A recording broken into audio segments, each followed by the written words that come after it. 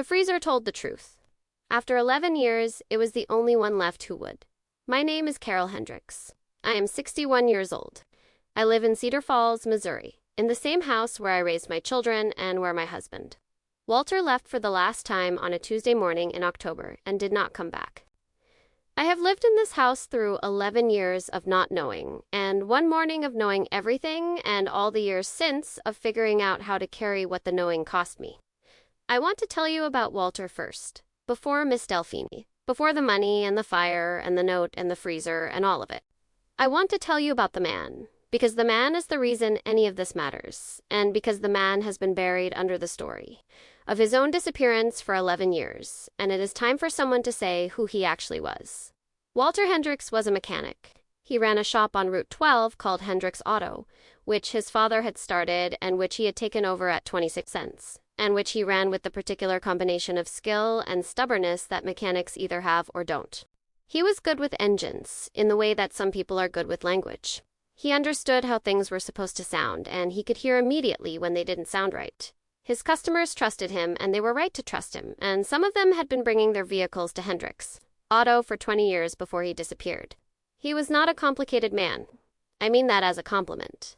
There are people in this world who are interesting because they are complex, and there are people who are interesting because they are entirely and completely what they appear to be. And the second kind are rarer and, in my experience, more worth knowing. Walter was the second kind. He said what he meant. He came home when he said he was coming home. He remembered the things I told him. He was present in the specific way of a person who is actually in the room with you, rather than thinking about somewhere else. We had been married 30 years when his mother passed. Margaret Hendricks was 82 and had been declining for 2 years, and her death was not a surprise. And Walter had known it was coming. None of that made it easier for him when it arrived. He had been the kind of son who called her every week and visited every month, and who told me often that he did not know what he would do when she was gone. He found out what he would do. He went quiet, not permanently, but in the months after her death, there was a quality to his presence that was different from before, a reflective distance. He was still there, still Walter, still coming home when he said he was coming home. But he was also somewhere else, in some interior place where he was processing something that did not have easy language. I understood it. I had lost my own mother years before, and I knew the particular texture of that grief. I gave him space for it. I did not push. I thought, correctly, that it would resolve in its own time. What I did not anticipate was that someone would find him in that space and use it. Miss Delphine arrived in Cedar Falls the summer after Margaret died. She came from somewhere outside St. Louis, or so she said, and she set up in a small house on the edge of the east side of town. She called herself a spiritual counselor. She said she had gifts. She said she could feel the energy around a person, the residue of loss, the weight of unresolved things, and that she had been called to help people move through those weights toward something lighter. The town of Cedar Falls was a practical place. Farmers and mechanics and teachers and people who drove 30 miles to the nearest hospital and who were not generally given to the kind of mysticism Miss Delphine was selling. But grief is a practical matter too, in the sense that it is real and it is heavy and it does not respond well to the kind of advice practical people give, which is usually some version of keep moving and time heals. The people who needed something different from time and forward motion eventually found their way to the small house on the east side of town. Walter found his way there in January. He told me he had heard about her from a man at the shop, one of his regular customers, who said his wife had been going and had found it helpful after her own mother passed. Walter said he was going to go once, just to see, just to have someone to talk to about his mother who was not in the middle of their own grief about her. I said, okay. I said go once and see how it is. I said it the way you say something when you have a feeling about it, and are not sure whether the feeling is signal or just the noise of a protective instinct that sometimes misfires. He went once. He went back the following week. Within a month, he was going twice a week. I want to describe the change because it was gradual, and because gradual changes are harder to name in the moment than they are in retrospect. He was still Walter, still coming home, still present. But there was a new language in his vocabulary, things Miss Delphine had apparently said to him about energy and vibration and the particular spiritual weight that he was carrying from his mother's death. And he had taken this language on and was using it, and it did not sound like him, but he was using it with conviction. He also started talking about what she could see around him. She had told him, he said, that there was a darkness following him, a residual energy from someone in his past who meant him harm. She was working on it, she said. She was praying over it, she said. But it required ongoing attention and ongoing sessions, and the sessions were not free. I asked him how much the sessions cost. He told me. I told him that seemed like a great deal of money for something without a defined outcome. He said I did not understand what she was doing. I said I understood that she was taking money, and I was not sure what we were getting for it.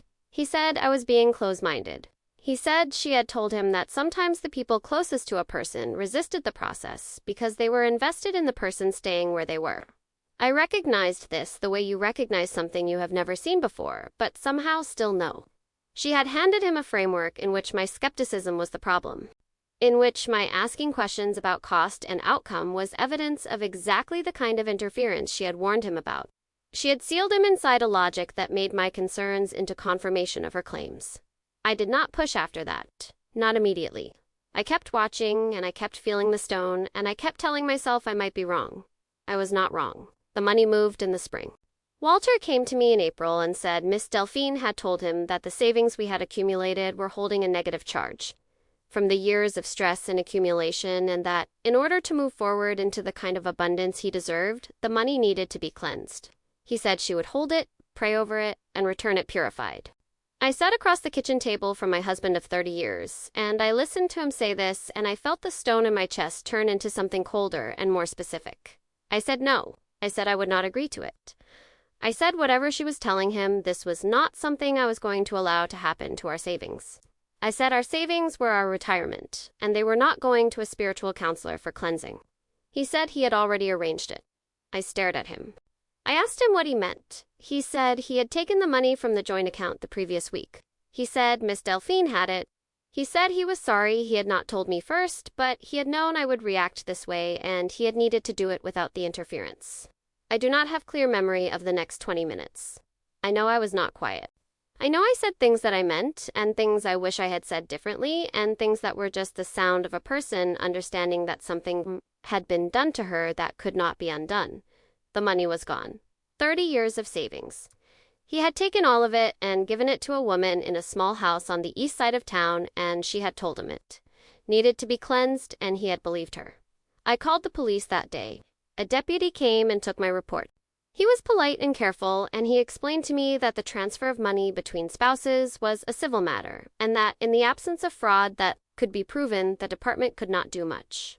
He said if I believed I had been defrauded, I could consult an attorney. He gave me a pamphlet about financial scams. I did not sleep for 2 days. The fire happened in June. I need to tell you about the fire because it was the thing that accelerated everything, and because it has never been fully explained, and because the explanation that was never given is part of what I have lived with for 11 years. Walter was home alone on a Thursday evening. I had gone to my sister's place in Kansas City for the weekend. He called me Friday morning, sounding shaken, and said there had been a fire in the bedroom. He said someone had knocked on the door late at night, and when he opened it, there was a woman there who said her car had broken down. He said he had started to help her, and then he did not remember anything until he woke up on the hallway floor with the bedroom on fire. The fire department came. The damage was contained to the bedroom and the hallway. The investigator said the fire had started from what appeared to be a candle left burning, but could not rule out other causes. No one was identified in connection with the fire. Walter was not physically injured, but when I came home from Kansas City, he was different. The shaken quality I had heard on the phone had not resolved. He was quieter, he was jumpier. He startled at sounds. And he went back to Miss Delphine the following day and did not tell me about it until I asked. She had told him, he said, that the fire was the darkness manifesting. That the woman at the door had been sent by the negative energy she had been warning him about. That the cleansing had not been fully completed, and that was why the attack had been able to reach him. She said she needed to do more work. She said the work required more resources. He took out a loan, in his name, against the shop. I found out about the loan when the first payment came due, and he asked me to cover it from my salary, because cash was tight. I asked him why cash was tight. He told me about the loan. I sat in our kitchen, and I looked at the man I had been married to for 30 years, and I understood that I was watching someone who was no longer fully himself, who had been moved so far from his own center by this woman's manipulation, that he was making decisions that the Walter I had known would never have made. I went to Miss Delphine's house. I knocked on the door. She answered, and she was exactly what I had expected, and somehow worse, serene, unhurried. She looked at me with the particular look of someone who has been told exactly what to expect from the person at their door and is performing patience toward it. I told her what I thought. I told her she had taken our money under false pretenses. I told her she had done something to my husband that I could not name but that I knew was wrong. I told her I wanted her to leave him alone. She said she was sorry I was feeling this way. She said she understood that the work she did with Walter was frightening for people who were not ready to open themselves to it. She said my resistance was itself a kind of spiritual symptom, and she hoped I would find the willingness to examine it. She said she cared deeply about Walter's well-being, and that her door was always open if I changed my mind. I walked back to my car. I sat in it for a long time. Then I drove home. Walter left on a Tuesday in October. There was a note on the kitchen counter. It said he was going to Miss Delphine's to get the money back. It said he had finally understood that she had taken advantage of him and that he was going to confront her and recover what he could. It said he was sorry for everything. It said he loved me. I read the note at 7 in the morning. He was already gone. His truck was in the driveway, which was strange because Miss Delphine's house was 3 miles away and Walter always drove. I thought he had gotten a ride. I thought maybe one of his friends had taken him. I was not alarmed yet. I thought he would be home by noon. He was not home by noon. He was not home by evening. I called his cell phone and it went to voicemail. I called his friends. None of them had seen him or given him a ride. I called Miss Delphine. She answered on the third ring, and she was calm in a way that I understood immediately, was the calm of a person who had decided in advance how this call would go. She said Walter had never arrived. She said she had been expecting him and he had not shown up, and she was worried about him herself. She said maybe he had decided to leave, to start over somewhere, to leave behind what had become a painful situation.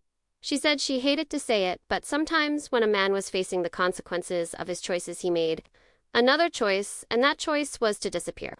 I said his truck was in the driveway. She was quiet for a moment. Then she said sometimes people asked for rides. Sometimes people made arrangements we were not aware of. She said she was sorry. She said she would pray for him. I called the police that night. A deputy came. He took the report. He noted the truck in the driveway and the note on the counter, and he said they would look into it. I showed him the note. He read it, and he said the note indicated Walter had gone somewhere of his own volition. I said he had not taken his truck. The deputy said people took rides. He said there was no evidence of foul play. He said they would follow up. The following weeks I will not describe in full because they were the worst weeks of my life, and some things belong only to the person who lived them. I will say that I went to the sheriff's department 4 times in the first month. I will say that I documented everything I could remember about Miss Delphine and the money and the fire and the loan and the calls and the note. I will say that every time I laid it out for an official who was paid to listen, I watched the same thing happen in their face. The assessment forming. The story they had already decided, settling into place. A woman whose husband had left, probably because of her, and who was blaming the spiritual counselor because it was easier than accepting the truth. Miss Delphine helped build this story. She was available to anyone who asked. She was sympathetic. She said she was praying for both of us. She said Walter had been very unhappy in the marriage. She said she had a name, a woman named Colleen. She believed Walter had become involved with, and she would not be surprised if he turned up one day with a child with this woman. She said she was sorry to say it, but she felt people deserved the truth.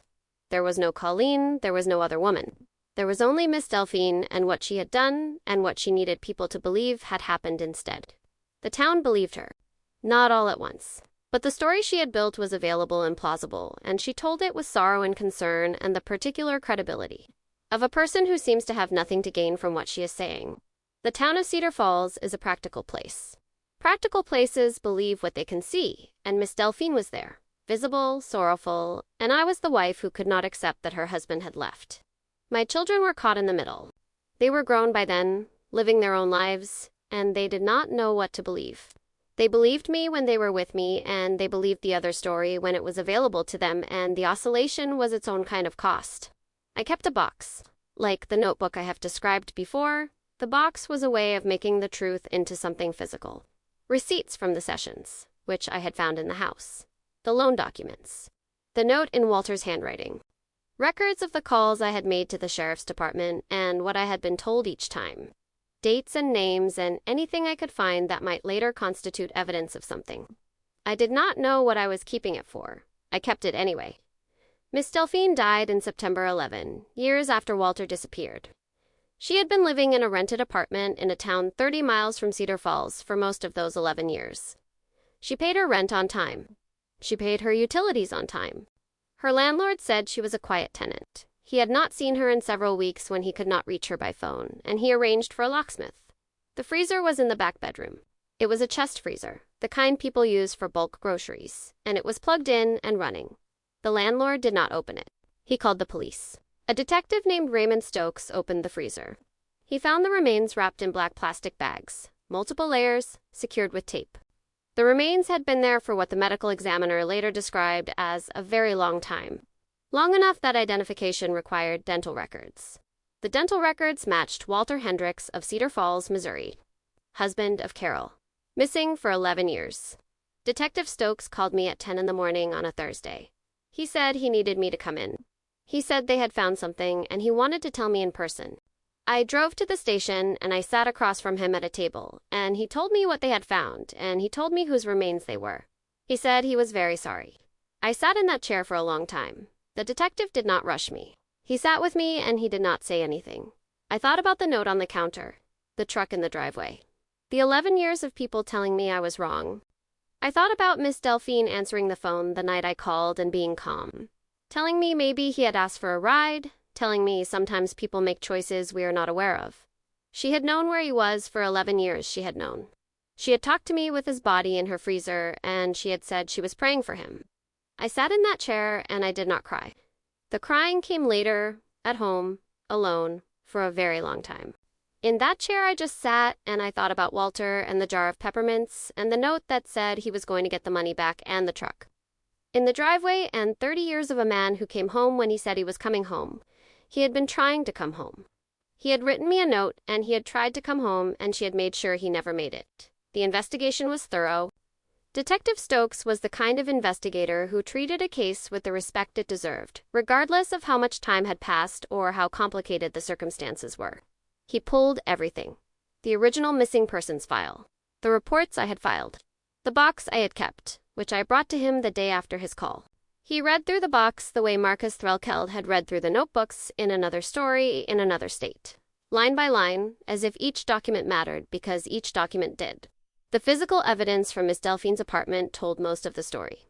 The freezer, the knives found in the kitchen, one of which had trace evidence that the lab identified. A hatchet in a closet that was also examined. Blood evidence in the back bedroom that had been covered but not eliminated. Both were eventually released without charges, when the evidence could not establish their direct involvement beyond what they had been told after the fact. That release was one of the things about the outcome that I have had to make peace with. Miss Delphine herself was never going to face a courtroom. She was dead. The system had no mechanism for trying a dead person. Walter could not get justice in the conventional sense. He could get the truth. The medical examiner's report on Walter's remains, which established a cause of death and an approximate time frame that placed it within days of his disappearance. Her brother and her nephew were located and brought in for questioning. They had known the extent of what they had known, and when they had known, it was the subject of the investigation. He could get the record that said what happened to him. He could get his name said correctly, as a man who was murdered, not as a man who left. I had to find a way to accept that the conventional justice was not available, and to hold what was available instead. That took time. It takes time still. Some mornings it is clearer than others. I buried Walter in the cemetery on the south side of Cedar Falls, next to where his mother Margaret is buried. I had kept her grave tended all through the 11 years. I had gone on her birthday and put flowers down and told her I was looking for her son. I had not said it to anyone else, but I had said it to her. I said to her at the burial that I had found him. I said he was coming home now.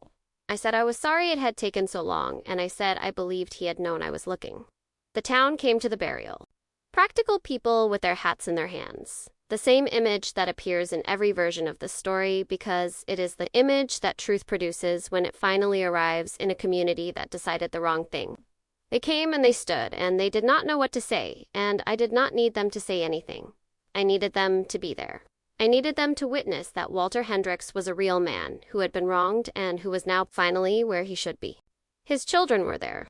They stood with me and they held my hands, and they had the particular expression of adults who have lived for 11 years inside an uncertainty and have finally been given a solid thing to stand on. The solid thing was grief, pure and specific. But grief is better than not knowing. Grief has a direction. Not knowing goes nowhere. What I want to say at the end of this is not about Miss Delphine. She built her whole life on other people's grief, and she ended in a rented apartment alone, and her death was undignified and without witness, and I am not going to spend the last words of this story on her. What I want to say is about Walter. He was a mechanic who could hear when an engine was wronged. He was a son who called his mother every week. He was a husband who came home when he said he was coming home. He was a man who was in pain after losing his mother, and who walked toward what looked like help and found instead the kind of cruelty that presents itself as care. He went to get the money back. He wrote me a note, and he said he loved me, and he tried to come home. That is the last true thing he did. He tried to come home. The freezer told the truth. Not because truth is inevitable, not because justice always arrives, but because 11 years is a long time, and a chest freezer is not forever, and a landlord eventually has to open the door.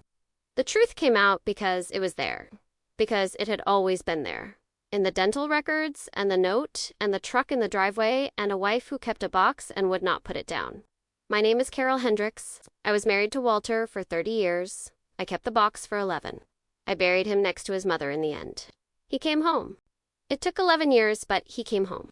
That is everything. That is the whole truth. The truth never stays buried. Not even in a freezer. Not even for 11 years. The truth finds a way. I want to tell you what I know about what happened in Miss Delphine's sessions, because I think it matters to understand how a practical man like Walter ended up where he ended up. Walter was not a person who believed in things he could not see. He was a mechanic. His world was physical and causal. 'Cause produced effect, broken things could be fixed if you understood the mechanism. He had never in 30 years expressed any interest in spiritual matters beyond the ordinary church-going that Cedar Falls expected of its residents, and which he participated in with the comfortable compliance of someone who finds the community aspect useful without being particularly invested in the theology. Miss Delphine did not approach him as a mystic. That is the thing I eventually understood. She was smart enough to know that a man like Walter would not respond to mysticism. She approached him as a counselor.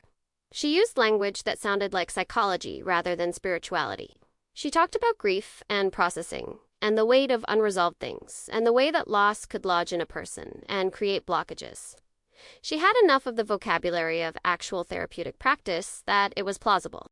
She also gave him something I had not been able to give him because I was in the middle of my own grief about Margaret and because I was not a counselor.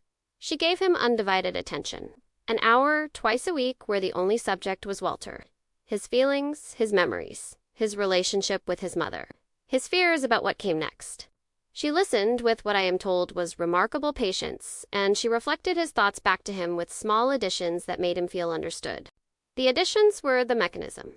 She would take something, he said, a fear or a memory, and she would reflect it back with a slight interpretation, added. She would say things like, yes, and that makes sense, because the energy around you from that loss is particularly heavy, or that resistance you are feeling is exactly what I was describing last week. She was teaching him a vocabulary in which she was the necessary interpreter, in which the world he lived in had a layer he could not access without her. By the time the money conversation started, he already believed he needed her. The money was the logical extension of an already established dependency. She needed resources to do the work. The work was necessary. The work was for him. Therefore, the resources were for him. I have thought many times about whether Walter ever had a moment of clarity in those months. Whether he ever sat in his truck after a session and felt something close to what I felt when I watched him. I think he probably did. I think the moment he wrote that note was such a moment. I think he understood in October what had been done to him. He was going to get the money back. He was going to confront her. He was coming home. He did not make it home. But the note told me he had known that the real Walter, the one who came home when he said he was coming home, had come back long enough to try. Cedar Falls is a place where people know each other across generations. The Hendricks name meant something in that town. Walter's father had run the shop before Walter, and his grandfather had been a founding member of the volunteer fire department. The name was part of the texture of the place.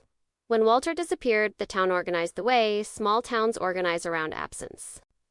People came to the house, they brought food, they offered to help with anything I needed, they sat with me in my kitchen, and they were kind, and I was grateful for the kindness. But within a few weeks, the food stopped, and the visits became less frequent, and the story began to form. Not through malice, through the human process of needing something to believe when the true thing is not available. Miss Delphine provided the true thing they needed. She had a story that accounted for Walter's absence and did not require anyone to be uncomfortable, and the town of Cedar Falls took it in the way that comfortable stories are taken in. There were people who never stopped believing me.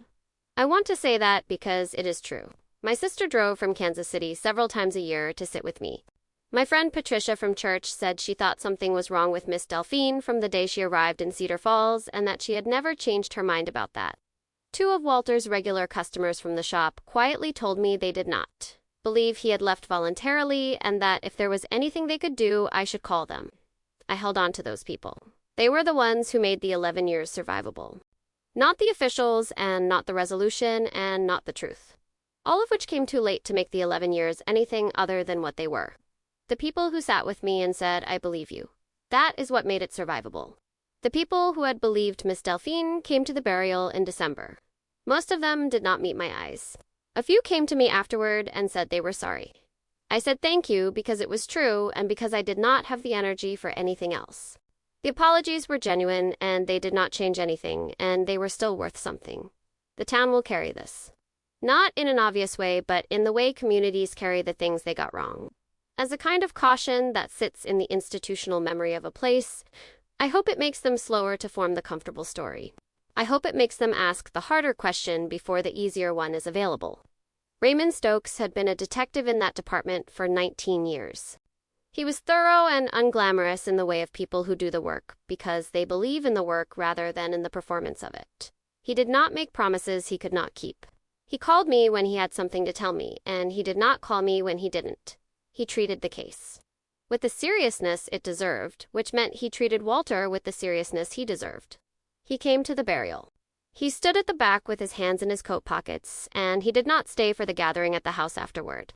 He shook my hand at the grave and said he was sorry for my loss and sorry for the years, and I said I appreciated everything he had done.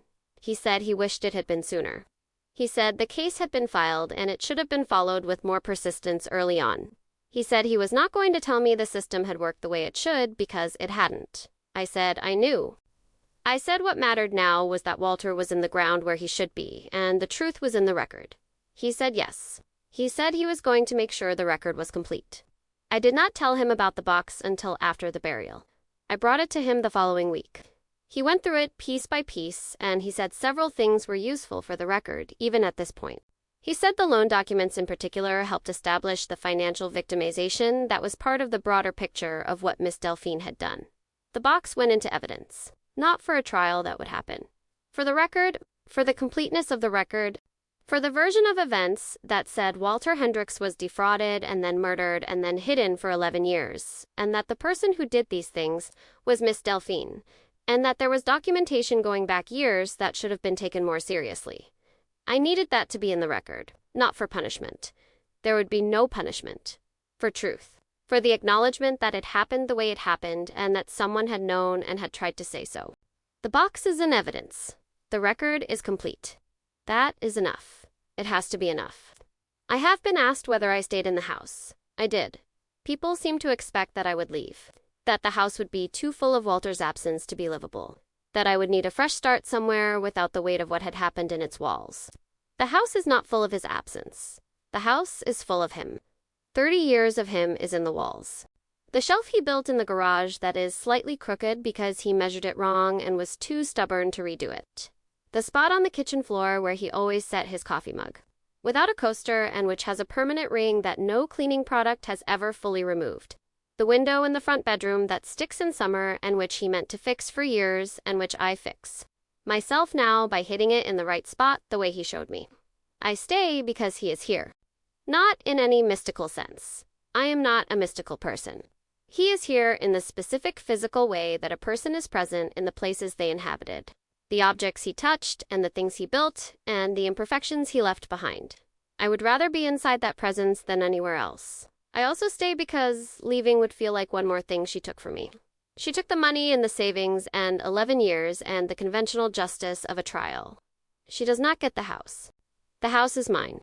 Walter is in the cemetery next to his mother. The truth is in the record. Miss Delphine is wherever people like her end up, and I am done thinking about her. I am done thinking about her. That is the sentence I have been working toward for 11 years, and I can finally say it and mean it. I am done thinking about her. I want to tell you what is in the box, because it is the physical evidence of the 11 years, and it deserves to be named. 12 receipts from sessions with Miss Delphine that I found in Walter's desk after he disappeared. The dates went back 8 months. The amounts were itemized in her handwriting. The total was more than $6,000. The loan documents from the bank, Walter's signature. The date, the amount. The purpose listed as personal.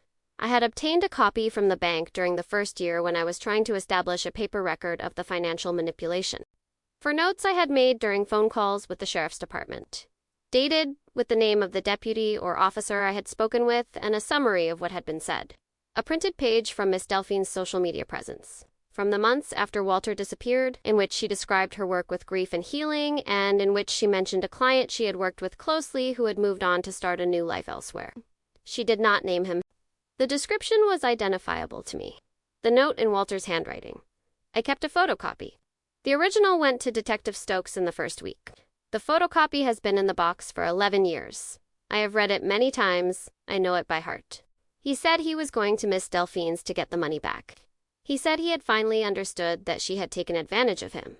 He said he was sorry for everything. He said he loved me. He said he loved me. That is in his handwriting. That is on paper. That is the last thing he said to me, and I have a copy of it, and it is in the box, and the box is in my closet, and I know where it is every single day. That is the box. Those are the 11 years made physical. Every piece of it mattered. Not to a jury, because there was no jury, but to the record. To the complete account of what was done to Walter Hendricks, and by whom and when. To me, I am 61 years old. I am not the person I was at 49 when Walter walked out of this house with his note on the counter. The 11 years made me something different. Not harder exactly. More specific, more precise about what matters and what does not. What matters is the truth, said plainly. What does not matter is whether the people who should have believed you believed you. What matters is whether you kept the record. What does not matter is whether the record produced the outcome you needed. What matters is whether the record exists. Walter's truth exists. It is in the county records, and it is in the detective's files, and it is in the dental identification report, and it is in the box in my closet. The truth of what happened to him is documented, and it is real, and it will not be revised. Miss Delphine cannot revise it because she is dead. The town of Cedar Falls cannot revise it because the county records cannot be revised. He was murdered. That is the truth. He was manipulated and defrauded, and then he was murdered when he tried to reclaim what had been taken from him. That is what happened. That is what the record says.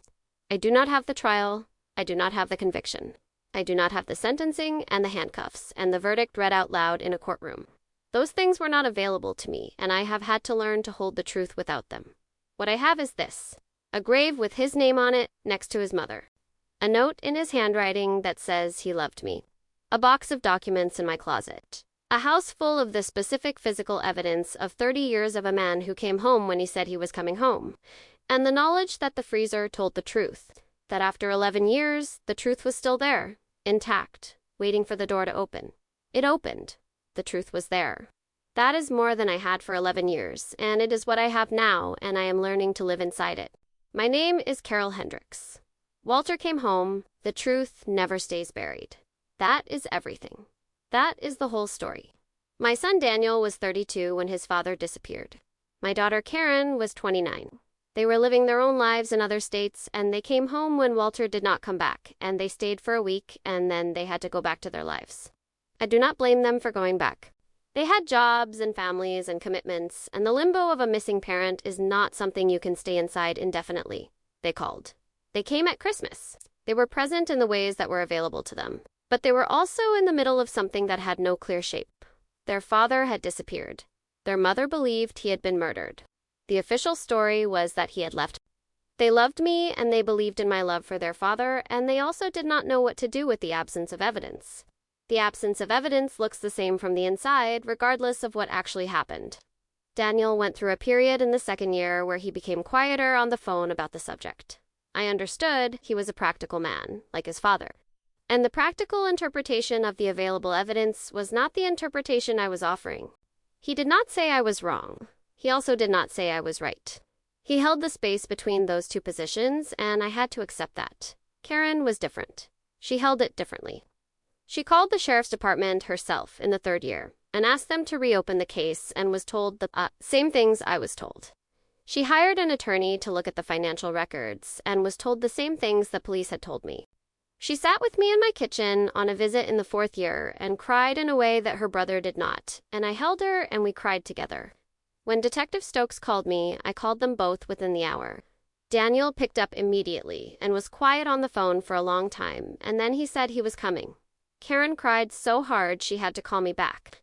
They were both in Cedar Falls within 24 hours. We sat together in the house, not talking much. The way families sit when the unnameable has finally been named and there is nothing to do but sit inside the naming. Daniel made coffee. Karen sat at the kitchen table with her hands around the cup. I sat in the chair I had been sitting in for 11 years, the one by the window, the one I sat in when I read the note. Daniel said one thing that evening that I have held. He said, "Dad would have been glad you didn't stop." He said it quietly, to his coffee cup, and he said it once. I said I knew. He nodded. That was the whole conversation. Karen brought flowers to the burial. She chose the ones Walter used to bring me on our anniversary, which was a detail about her father that I had not known she knew. I did not ask her how she knew. I just accepted that she did. They stayed for a week after the burial. We went through some of Walter's things together. Not all of them. We were not ready for all of them. We went through the things that seemed manageable. His tools in the garage, which Daniel wanted, some of his books, a jacket that Karen took. I kept the rest. The rest is still here. The coffee mug ring on the kitchen floor. The crooked shelf. The window that sticks. I want to tell you something about what it is like to grieve for 11 years without an object for the grief. Without the body in the ground and the stone with the name on it and the socially recognized structure of loss. What it is like to grieve without permission. The permission to grieve is something we give each other. When someone dies, there is a ritual. There is a funeral and a burial and food brought to the house and cards in the mail and people who ask how you are holding up and mean it. The ritual gives the grief a container. It says, this loss is real, we acknowledge it, we are with you in it. None of that was available to me for 11 years. Walter had not died. He had disappeared. His disappearance was contested, subject to interpretation, surrounded by a story that said maybe he left and maybe he just did not want to be found. The permission to grieve, which requires the community to acknowledge the loss as real, was withheld because the loss itself was not acknowledged. I grieved anyway. You cannot hold grief in because it has nowhere to go. It goes somewhere. It goes into the quality of your presence in a room. Into the hours between 3 and 5 in the morning when it is just you and the absence and no ritual to give it shape. Into the particular way you look at things that belonged to the person and feel the looking as a physical sensation. I grieved without permission for 11 years. And then the permission came, in the worst possible form, from a chest freezer in a rented apartment 30 miles away. The permission to grieve properly. The funeral and the burial and the stone and the casseroles and the cards and the people who came to the house and said they were sorry.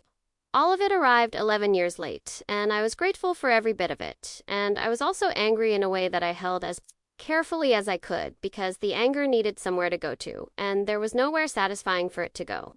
Miss Delphine was dead. The anger had no target. I have had to learn to put it down without a satisfying place to put it. That is its own kind of grief. The grief for the justice that was not available. The grief for the 11 years. The grief for the conventional ending that Walter deserved and did not get. I put it down the same way I put everything else down. Not all at once, in pieces. On the mornings when the grief was specifically about the missing justice, I sat with it and I let it be what it was, and then I got up and made coffee and put it aside for the day. Some mornings it is heavier than others.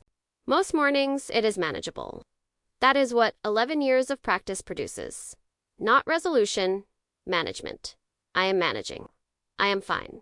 I am 61 years old and I am in my house. and Walter is in the ground where he should be, and the truth is in the record, and the box is in my closet, and the coffee ring is on the kitchen floor. That is my life now. That is what I have. I have spent a lot of time trying to understand what Miss Delphine was. Not who she was, what she was. The mechanism of her... She was a predator. That is the most accurate word, and I use it carefully because I am not given to dramatic language. She identified people in states of heightened vulnerability, and she offered them something that looked like help and was actually a means of extraction. The extraction was financial first, and then, in Walter's case, something more permanent when the extraction was threatened. She was skilled at it. That is the part that is hardest to sit with. The skill. The patience required to build the dependency slowly enough that the person inside it never noticed the building. The vocabulary borrowed from legitimate therapeutic practice. The way she framed my skepticism as the problem. The performance of grief and concern after Walter disappeared. The story about Colleen that she introduced to redirect suspicion. She had done this before. I believe that without being able to prove it. A person does not perform at that level of sophistication on the first attempt. She had learned these skills somewhere on someone before she arrived in Cedar Falls. Other families in other towns, other grieving spouses, other people with savings accounts and trust, and a need for something she offered. I do not know their names, and I do not know their stories. I know mine. She is dead. She did not answer for what she did. She lived in her apartment for 11 years, paying her rent on time and her utilities on time, and no one knew what was in the freezer. In the back bedroom, and she died in her own time of her own causes and was never in a courtroom. I have made my peace with that. I say that carefully because making peace with it was not simple and not quick and is not complete. But I have made enough peace with it to get up in the morning and make coffee and live in my house with the coffee ring on the floor. She is done. She is finished. She does not exist in my daily life anymore. Walter does. Walter is in the cemetery, and he is in the crooked shelf, and the sticky window, and the coffee ring, and the note in the box, and in the faces of his children when they call on Sundays, which they do. Every Sunday at 8 in the morning, one of them calls. Daniel started it first, a few weeks after the burial, without discussing it with his sister. Karen started calling the same time the following week, without knowing Daniel was already doing it. They call because they are their father's children. They call because he called his mother every week. They call because some things are learned without being taught. I pick up on the first ring every time. That is the life. That is what the truth returned to me. The calls on Sunday morning. The children who are their father's children. The house full of 30 years of him. The truth never stays buried. Walter came home. That is everything. That is the whole truth. That is all of it. I have thought about the fire for 11 years, and I think about it differently now than I did then. Then, when it happened, I thought of it as an escalation. Something that came from outside. A woman whose car had broken down. Someone Miss Delphine had sent, or someone Walter had stumbled into through no design. I thought of it as an event that had happened to him and that had accelerated his dependency on Miss Delphine in the ways I described. Now I think differently. I think the fire was hers. I think the woman at the door was connected to her. I think the purpose of the fire was not to harm Walter, but to create a crisis that would deepen his dependency and justify the request for more money. She had already taken the savings. The loan was the next step. The fire was the mechanism that made the loan feel necessary. I cannot prove this. The fire investigation was closed years ago. But I believe it because it fits the pattern of how she operated. The escalation of the threat, the positioning of herself as the only protection against the threat, the way the fire was followed so quickly by the loan request, the way Walter came home from her house after the fire, having been told exactly what the fire meant and what needed to happen next. She built the emergency. Then she sold the solution. The audacity of it is still almost impossible to hold. She created the fear, and then she charged him for the relief from the fear, and then when he finally understood what she had done and went to confront her, she made sure he never came home to tell me. She was in his house in the form of her story for 11 years. The Colleen story. The Heel-F story. She was in my house every time someone said maybe he just needed a fresh start, or maybe there was more going on in the marriage than you knew. Every version of the comfortable story was her story, and she was telling it from an apartment 30 miles away where she was paying her rent on time. When I say I am done thinking about her, I mean it. I am done thinking about the fire, and the sessions, and the money, and the comfortable story, and all of it. It is in the record. The record has it. I do not need to carry it anymore. I am putting it down now, in this telling, for the last time. Here is the fire, and here is what I believe about the fire, and here is the loan, and the confrontation, and the note, and the truck in the driveway, and the 11 years. Here it is. I am putting it down. Hendricks Auto on Route 12 sold in the second year after Walter disappeared. I could not run it, and I could not afford to have it sit idle, and I did not want to. The man who bought it was a younger mechanic from the next county over who had been looking for a place of his own. He kept the name for a few years, which I appreciated. And then he changed it when he rebuilt the brand around his own name, which I also understood. I drove past it last fall. It looks different. The sign is different, and the lot is paved differently, and the building has been painted twice since Walter's time. But there is a jar on the counter that I could see through the window when I stopped for a moment with the car running. Not peppermints, something else. But a jar, on a counter, something to offer the person who walks through the door. I sat in the car for a moment. I thought about Walter's father setting up that shop and Walter taking it over, and 31 years of engines and customers and knowing people by name. The mechanic who could hear when something was wrong. He heard it eventually about Miss Delphine. He went to fix it. He was trying to come home. I drive that road sometimes deliberately, not to torture myself. To be on the road, he drove to be in the physical place where he moved through the world. Route 12 goes from Cedar Falls out to Ward. The county line and the fields along it are the fields he drove past twice a day for 30 years. I drive it, and I remember, and I am glad I drove it, and then I come home. The house on Maple Street. The coffee ring on the kitchen floor. The crooked shelf in the garage. He is here. He has always been here. The last Sunday before Walter disappeared, I was making soup. It was October and the weather had turned, and I make a chicken soup in the fall that Walter had always said was the best thing about October. He came into the kitchen while I was making it, and he stood behind me for a moment, and then he put his arms around me from behind the way he had done for 30 years. A specific gesture, both arms around my waist and his chin on my shoulder, and he said something into my ear that I am going to keep. Some things belong only to the person they were said to. I am keeping that one.